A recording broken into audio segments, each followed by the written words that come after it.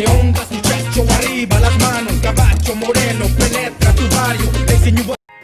So hello guys, how are you? I'm back with another video. Sorry for the delay. Actually, I was having my exams and was really struggling with my studies. So hope you are having a good day. So let's start.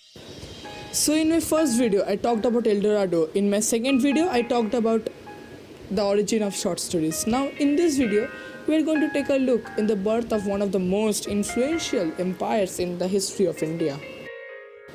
I'm going to present a concept regarding the birth of the Mauryan Empire. Unlike the rise of other empires where the ruler won some wars and annexed the throne, the story of the birth of this empire is really very interesting as it involved some mind games. In the 3rd century BC, there was a powerful kingdom called Magadha in northern India. It was ruled by the Nanda dynasty. The last Nanda ruler, Dhanananda, was very unpopular among his people and subjects. This was because of his rude and cruel nature. Once, a very learned Brahmin named Vishnugupta came to his court. He was popularly called Chanakya and he got that name from the University of Takshila due to his knowledge. Dhanananda insulted him due to his ugly appearance. Chanakya became angry and vowed to destroy the Nanda dynasty. It seemed that he was mad as he took such vow being just a Brahmin. On his way back to Takshila, he met young Chandragupta whose mother probably belonged to the Maurya clan of eastern India. Seeing the signs of greatness in the boy, Chanakya took him to Takshila where he gave him a thorough education in arts of war and of government. Chanakya and Chandragupta Maurya raised an army and successfully campaigned in North India. Chanakya encouraged Chandragupta and his army to take over the throne of Magadha. He also gathered many men to fight the battle. These men included the former general of Takshila, accomplished students of Chanakya, the representative of King Parvataka, his son Malaiketu, and the rulers of small states. Chanakya came up with a strategy. A battle was announced and the Magadhan army was drawn on a distant battlefield. So, in this way, most of the Magadhan army became engaged in the battlefield. This also means that the kingdom was unprotected at that time. At that time, the Mauryan spies bribed the corrupt Nanda general. Just think for one moment. Most of the army engaged with the main general corrupted. Chanakya played his next turn.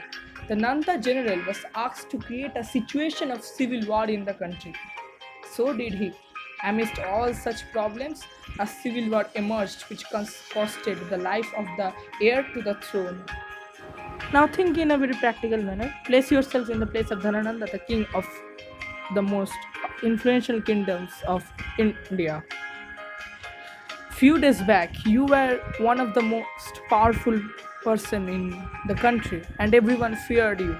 But now, there's a civil war in your country and your army is in a distant battlefield. The second thing is that your general of your army is corrupted. And the third thing is, the person who is going to be king after you is already dead. Now, what will you do? Let me guess, you would probably become mad and go crazy, totally crazy. This only happened with Dhanananda. His tension led to his madness and he went to exile. But his minister Rakshasas didn't lose hope and decided to fight. Chanakya made Rakshasas understand that his loyalty was to Magadha and not to the Nanda dynasty and insisted him to continue his office.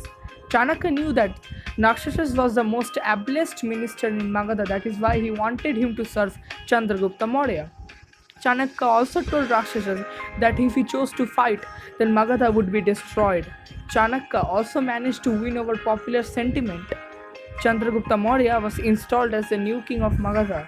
Rakshasa became his chief advisor and Chanakya became his elderly statesman. So, this is how Chanakya conquered Magadha with a master plan.